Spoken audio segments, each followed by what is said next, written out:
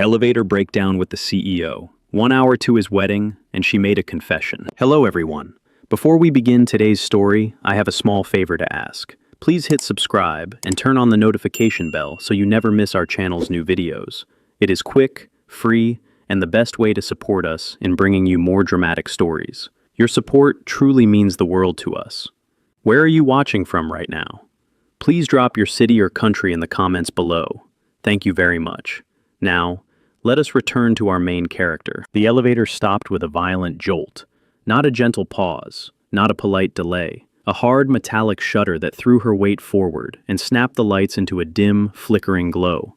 The digital floor indicator froze between numbers.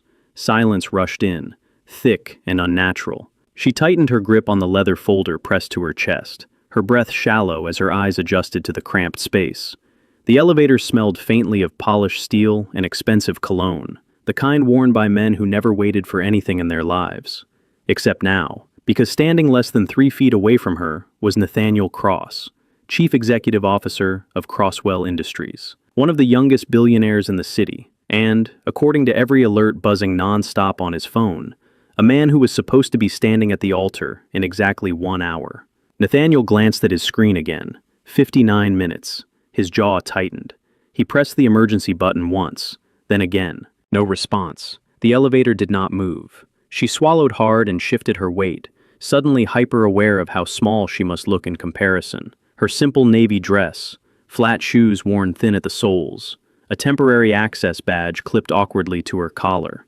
She was not supposed to be here. She was filling in, covering a last-minute assignment, delivering documents to a private event space upstairs before quietly disappearing back into the background. She was not supposed to be trapped in an elevator with a billionaire groom. Nathaniel finally looked at her. Not the passing glance people like him gave to staff. Not the dismissive nod. A real look, sharp, assessing, controlled. "This elevator was serviced this morning," he said, voice low and steady. "It should not have stopped." She nodded automatically, though she had no idea what to say. "I am sorry," she managed. "I can call building maintenance again." He gave a short, humorless exhale. "They are already calling me." As if on cue, his phone vibrated in his hand. Messages stacked one after another. Wedding coordinator, family office, board representative. Missed calls lighting the screen like a warning signal. He did not answer. Instead, he leaned back against the mirrored wall, rolled his shoulders once, and closed his eyes for half a second. Not in panic, in calculation.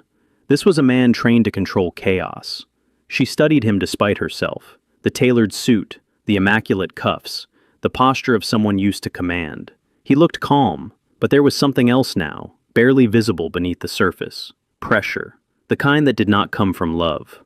The elevator creaked softly, as if reminding them it was still very much stuck. "Are you okay?" she asked before she could stop herself. He opened his eyes and looked at her again, surprised, almost amused by the question. "I am getting married in less than an hour," he said. "I would not describe this situation as okay." Her fingers tightened around the folder. "I did not mean it like that," she said quickly. "I just meant, this must be a lot." Something shifted in his expression, just slightly. "It is necessary," he replied. "That is all. Necessary." The word echoed in the small space between them. She hesitated, then spoke softly. "So, it is not because you want to?" He did not answer right away.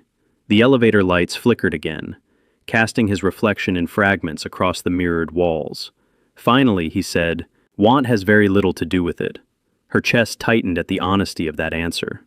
She looked down at her hands, then back up at him, the words escaping before fear could stop them. "I wish it were me." The sentence hung in the air, fragile and irreversible. Her breath caught. Her eyes widened. Regret rushed in instantly. "I am sorry," she said, turning her face away. "I should not have said that." But Nathaniel did not look away. For the first time since the elevator stopped, he did not check his phone. He looked at her as if seeing her clearly for the first time. And in the quiet hum of a broken elevator, with 58 minutes left before a wedding neither of them truly believed in, something began to change. Nathaniel did not look away. He did not smile. He did not interrupt. He simply studied her, as if her words had shifted the balance of something he thought was immovable. The elevator hummed again, low and mechanical, but still did not move. She felt heat rush to her face. "I am sorry," she said again, more firmly this time. "That was inappropriate. Please forget I said it." "I cannot," he replied. Her breath caught. He straightened, slipping his phone into his jacket pocket, as if deliberately removing the outside world from the conversation. "You said it because you meant it.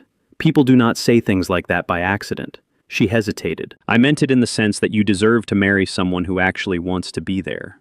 That is all." "That is not all," he said quietly. For a moment, neither of them spoke. The space between them felt smaller, charged with something unspoken. "How long have you been working this event?" he asked. "Today only," she answered. "I was asked to cover a delivery and leave before the ceremony." "And your name?" "Emily." "Nathaniel," he said, though they both knew who he was. The elevator lights flickered once more. His phone vibrated in his pocket, insistent. He ignored it. "Emily," he said slowly, "what you overheard earlier is correct. This wedding is not about love. It is a condition." Her shoulders stiffened. "A condition for what?" "For control," he answered. "For stability.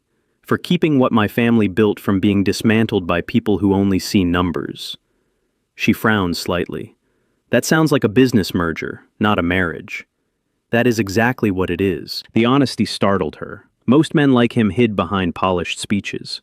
He did not bother. "And if you do not go through with it?" she asked. "There will be consequences," he said.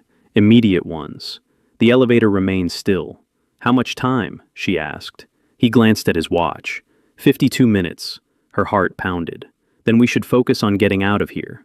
"We will," he said. "But there is something else to consider." She looked at him, confused.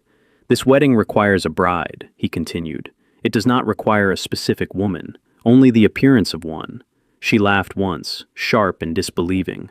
"You are not serious." "I am," he said. She took a step back. "I am not the solution to whatever problem this is." "You might be," he replied calmly. "You are not connected to my family. You are not part of the negotiations. And you are already here." "That is insane," she said. "Perhaps," he agreed. "But it is also practical." The elevator jolted slightly, then settled again. "You do not even know me," she said. "I know enough," he replied. "You speak when you believe something is wrong. You apologized when you thought you crossed a line. And you are not asking what you would gain from this." She stared at him. "Because there is nothing to gain." "There would be," he said. "Protection, compensation, and an exit." Her hands trembled. She clasped them together. "I do not want your money." "I did not say money," he replied. That stopped her. "If you agreed," he continued, "this would be a contract marriage, temporary, 6 months, no more. Public appearances only, no personal obligations, no expectations beyond what is written." She shook her head slowly. "You are asking a stranger to stand in front of your family and lie." "I am asking you to stand beside me," he corrected. "The lie is already built into the ceremony." Her chest tightened. "And the woman you were supposed to marry?" "That arrangement will be resolved," he said, cleanly. She did not believe that, but she did not say it. The elevator made a sharp clicking sound. The lights steadied. Emily looked at the closed doors, then back at him. "If I say no?" Nathaniel met her gaze. "Then I walk out of this elevator alone, and everything I built begins to fracture." The weight of that statement settled heavily between them. She swallowed. "And if I say yes?" His voice softened, just slightly. "Then we both survive today." The elevator doors shuddered. Emily closed her eyes for a brief moment. When she opened them, the countdown on his watch read 50 minutes, and nothing about her life would ever be the same. The elevator doors slid open with a slow, reluctant groan. Light flooded in. A security guard stood frozen on the other side, mid-sentence, his radio still raised to his mouth. Behind him, the polished marble hallway buzzed with controlled chaos. Voices, footsteps, the distant echo of music rehearsing for a ceremony that was supposed to begin in less than an hour. Emily did not move. Neither did Nathaniel. For one suspended second, the world outside felt unreal, like a scene they were not ready to step back into. Nathaniel was the first to move. He adjusted his jacket, his posture snapping back into place with practiced precision. The billionaire groom returned in a blink. But something had shifted beneath the surface, and Emily could see it now.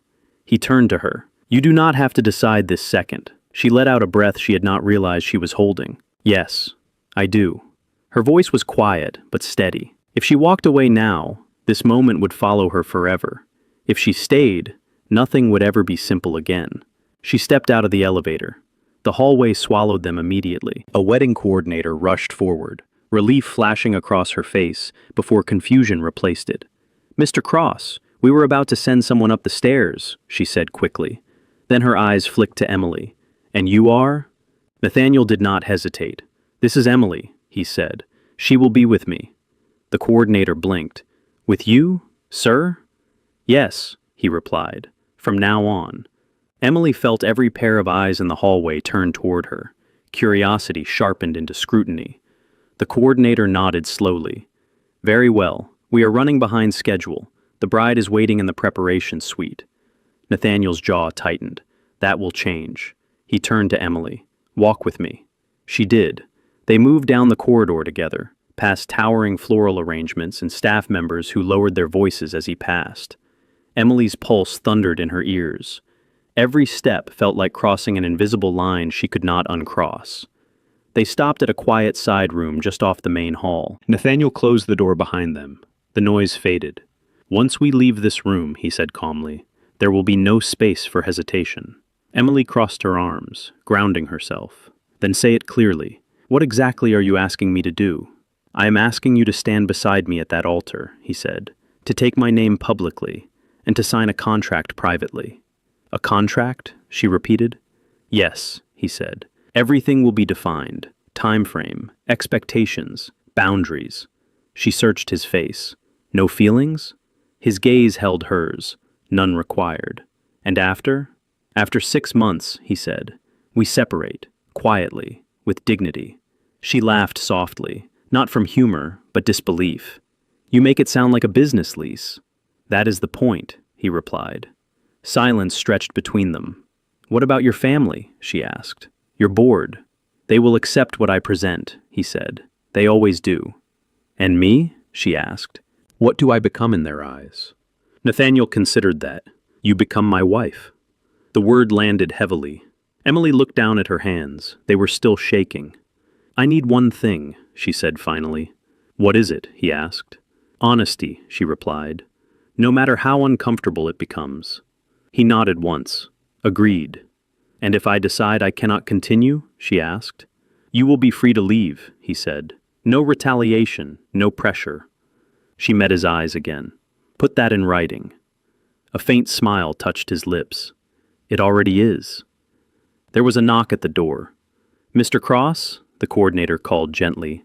"We need a decision." Nathaniel looked at Emily. This time he did not speak. The choice was hers. Emily inhaled slowly. She thought of the quiet life she had planned, the temporary job, the anonymity, the safety of never being seen too closely.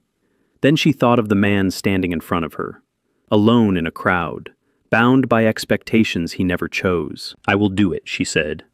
The room seemed to still. Nathaniel extended his hand. Emily took it. And somewhere down the hall, wedding bells began to ring, unaware that the bride they were calling for was not the one anyone expected. Emily barely recognized herself in the mirror. The woman looking back at her stood still, shoulders squared, wrapped in ivory silk that felt far too expensive to belong to someone like her. The dress fit perfectly, as if it had been waiting. Her hair had been swept back with quiet elegance, no excess, no sparkle meant to distract, just clean lines, intentional. She rested her palms against the vanity to steady herself. Less than 30 minutes ago, she had been a temporary staff member holding a folder in an elevator. Now, she was about to walk down an aisle meant for someone else. A stylist adjusted the final clasp at the back of her gown. "You look beautiful," the woman said softly.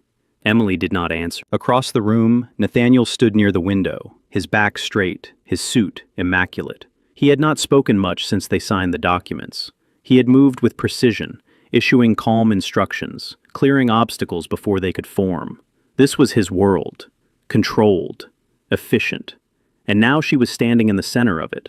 "Are you ready?" he asked, turning to face her. Emily met his gaze. For a brief moment, the weight of what they were doing pressed heavily against her chest. "No," she said honestly, but I am here." He nodded once. "That is enough." Music drifted faintly through the walls. Guests were seated. The ceremony had begun without her, assuming the bride was delayed, not replaced. A coordinator opened the door. "It is time." Emily took one step forward, then stopped. "Nathaniel," she said quietly. He turned back. "If at any point you regret this," she said, "say it. I will walk away without making a scene." He studied her for a long moment. "I will not regret choosing survival," he replied, "and I will not regret choosing you." The words were steady, but something in his eyes softened. They stepped into the hall together. Whispers rippled through the crowd as they entered the ceremonial space. Faces turned. Curiosity sharpened into surprise. Some smiles froze, others tightened. Emily felt it immediately. The judgment. She lifted her chin and kept walking. At the altar, Nathaniel released her hand only long enough to take his place. She stood beside him, heart pounding, aware of every breath, every second. The officiant hesitated, clearly thrown off script, then continued. When the vows began, Emily listened carefully. Not to the words being spoken, but to the room, the shifting energy, the quiet disbelief. Then it was her turn. She spoke clearly, calmly, every word deliberate. She promised respect, partnership, honesty, nothing more, nothing false. When Nathaniel spoke, his voice did not waver. "I choose you," he said, "not because it is easy, but because you are here." A murmur moved through the audience. The rings were exchanged. The officiant pronounced them married. Applause followed, hesitant at first, then louder, carried by obligation if not understanding. Emily exhaled. It was done. As they turned to face the crowd, a woman in the front row stood abruptly. She was impeccably dressed, her expression sharp with disbelief. "This is absurd," the woman said. "Who is she supposed to be?" The room fell silent. Emily felt every eye shift back to her. Nathaniel did not move. He stepped forward, placing himself slightly in front of Emily, his presence firm. "She is my wife," he said, "and that is all you need to know." The woman's lips pressed into a thin line. "You expect us to accept this without explanation?" "Yes," Nathaniel replied evenly. "You will." The silence deepened. Emily realized then that the real ceremony had just begun, and this one would test them both. The reception began immediately after the ceremony, as if nothing unusual had happened. Crystal glasses clinked. Soft music filled the air. Staff moved with trained precision, guiding guests into clusters of polite conversation. From a distance, it looked like a flawless wedding. Up close, it felt like a battlefield. Emily stayed close to Nathaniel's side as they entered the reception hall. His hand rested lightly at the small of her back, not possessive, but deliberate. A signal, a statement. "You stand here, with me." She could feel the eyes on her, measuring, weighing, dismissing.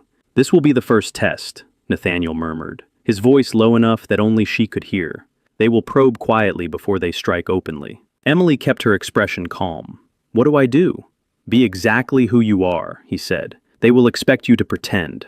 Do not." The first approach came from an older man with silver hair and a sharp smile. One of the board members, Emily guessed. He extended a hand. "Congratulations," he said. This was unexpected.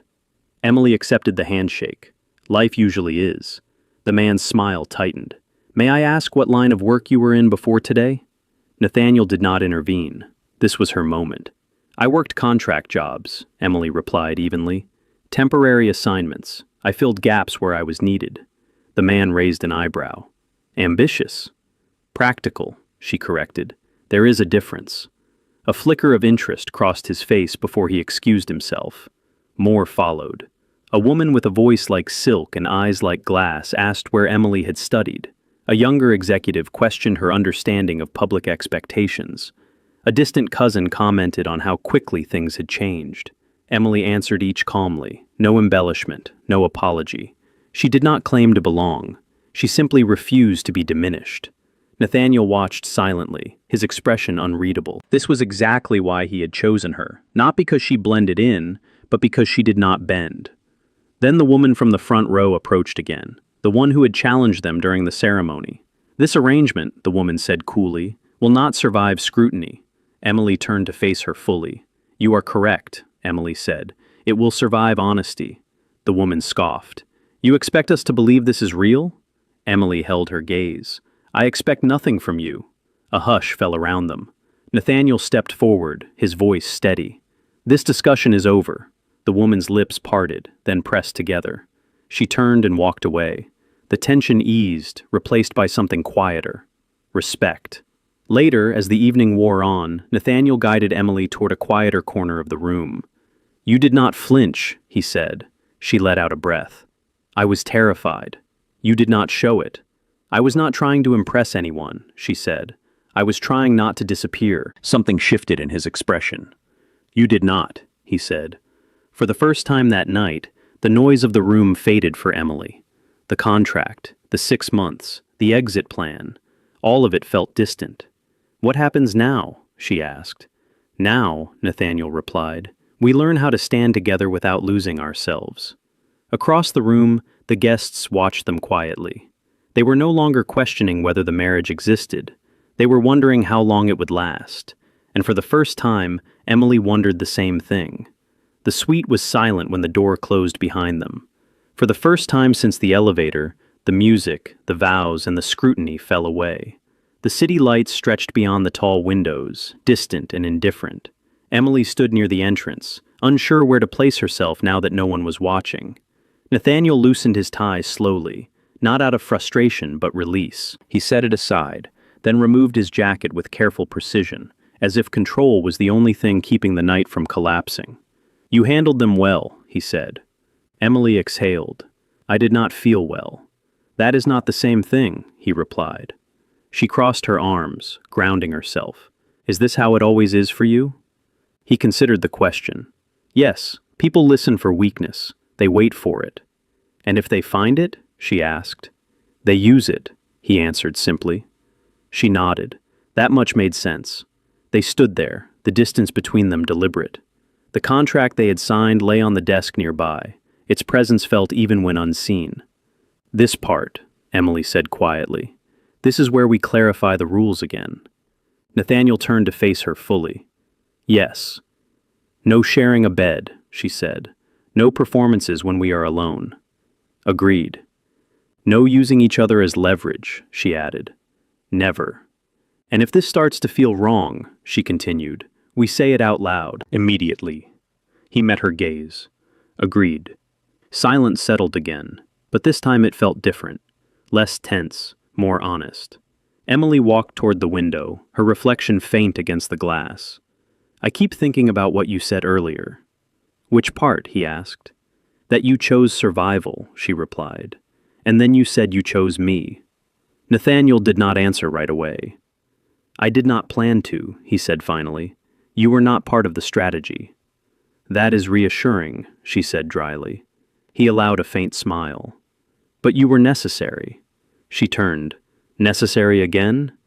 No, he corrected. Unexpected. The word landed softly. Emily looked at him, really looked at him, beyond the tailored suit and practiced restraint. There was exhaustion there, loneliness, a man who had built everything except a place to rest. I am not fragile, she said. I know, he replied. That is why this might work. The admission surprised them both. A knock came at the door. A staff member quietly informed them the press would expect a brief appearance before the night ended. Nathaniel nodded. Give us 5 minutes. When the door closed, Emily laughed softly. 5 minutes to be a married couple. He studied her expression. Do you regret it?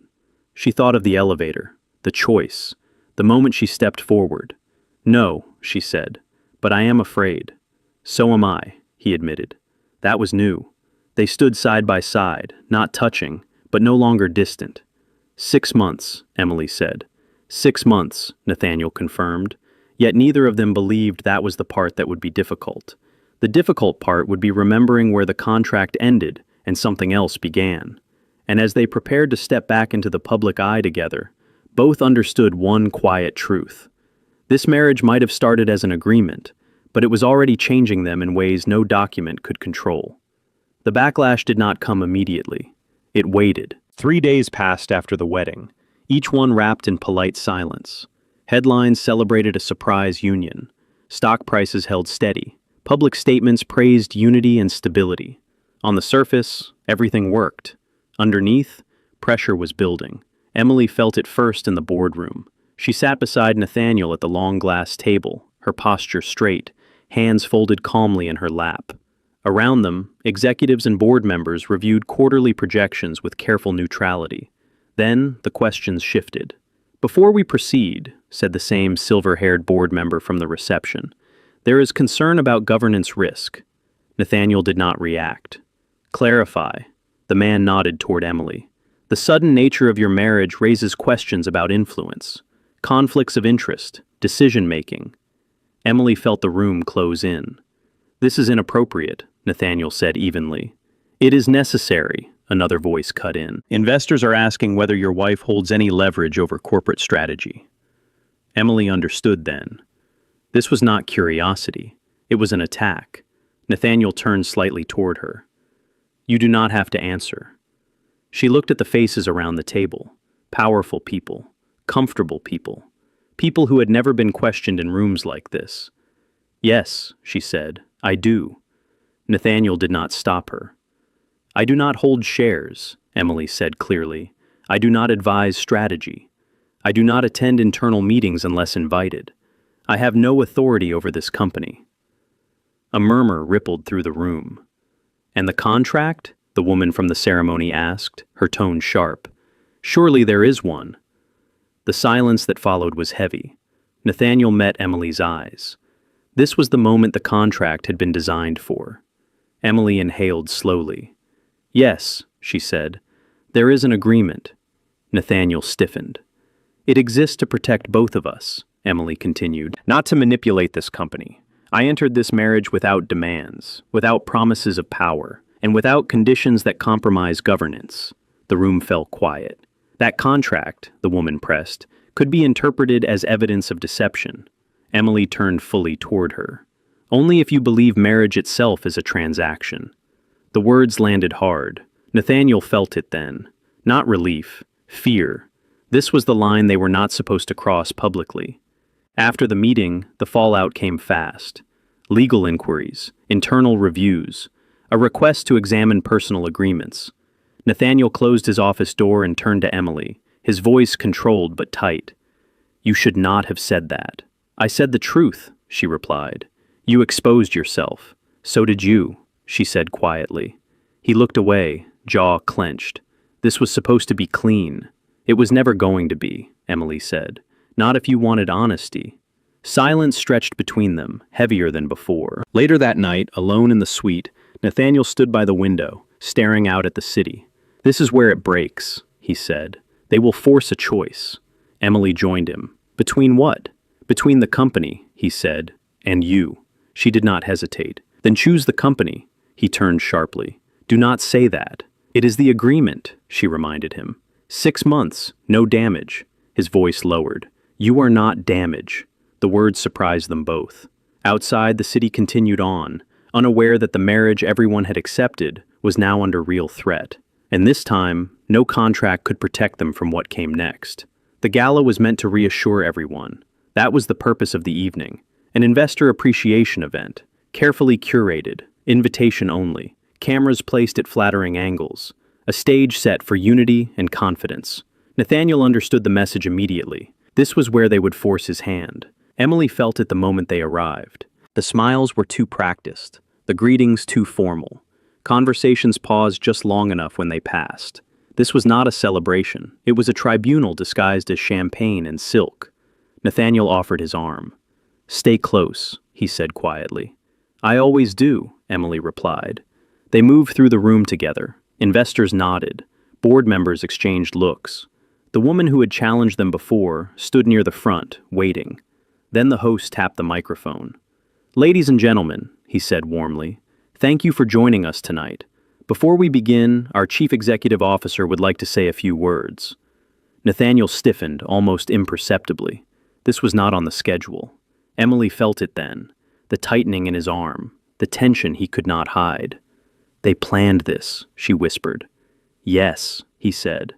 The applause swelled as Nathaniel stepped onto the stage. The lights washed over him, sharp and unforgiving.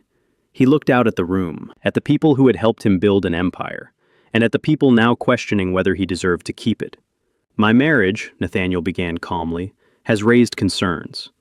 The room went still. Emily stood alone at the edge of the crowd, every eye sliding toward her. Some of you believe it threatens stability, he continued. Others believe it compromises control. A pause. I invited you here to resolve that. The woman stepped forward.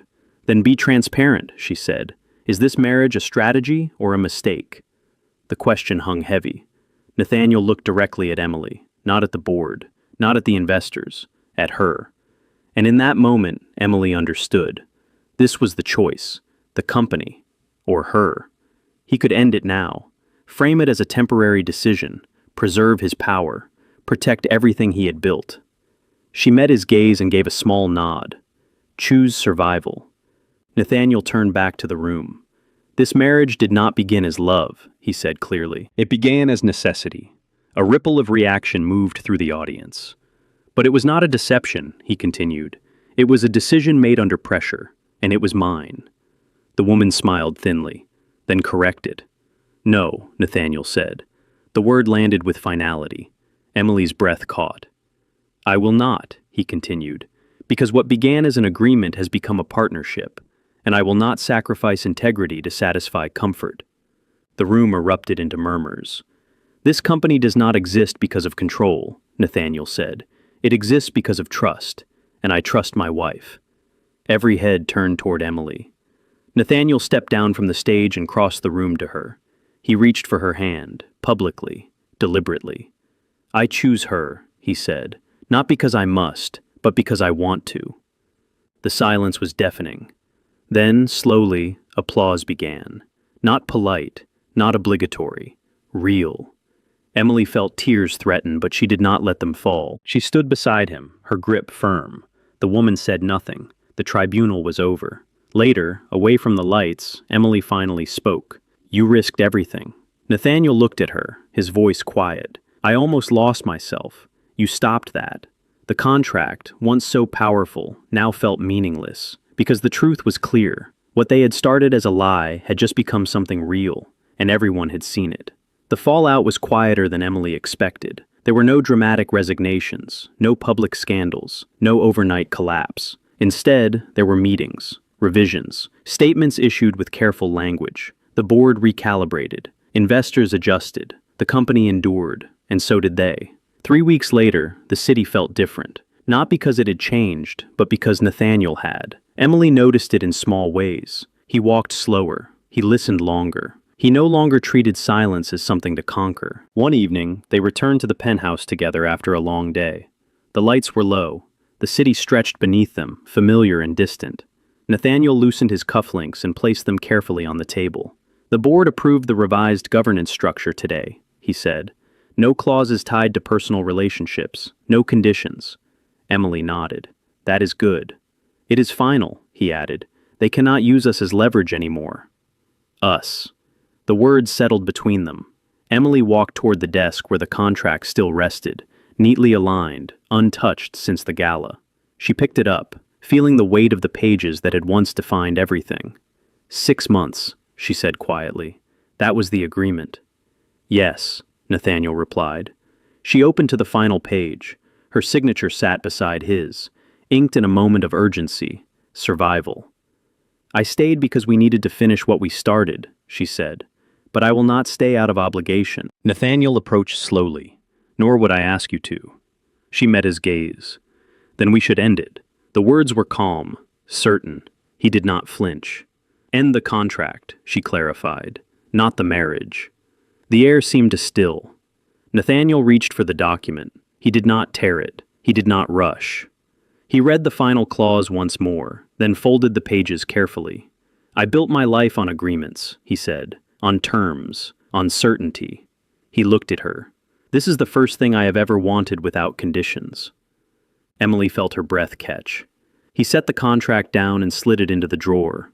Then he locked it. Not destroyed, he said, just no longer needed. She smiled softly. That feels right. Nathaniel took a small step closer. Emily, I cannot promise you simplicity, or comfort, or a life without scrutiny. She did not look away. I do not want promises made out of fear. He nodded. Then let me say this instead. I choose you. Every day. Without obligation. Without strategy. The words were steady, earned. Emily reached for his hand. Then I choose you too. Months later, there was another ceremony. No press, no board members, no negotiations waiting behind closed doors. Just a quiet space, close friends, honest vows. This time there was no countdown, no necessity, no contract. As they stood together, Emily thought back to the elevator, the flickering lights, the moment everything broke open. What began as survival had become something stronger, a partnership built on truth, a marriage chosen freely. And as they walked forward together, the city below them continued on, unaware that the strongest agreements were never written at all.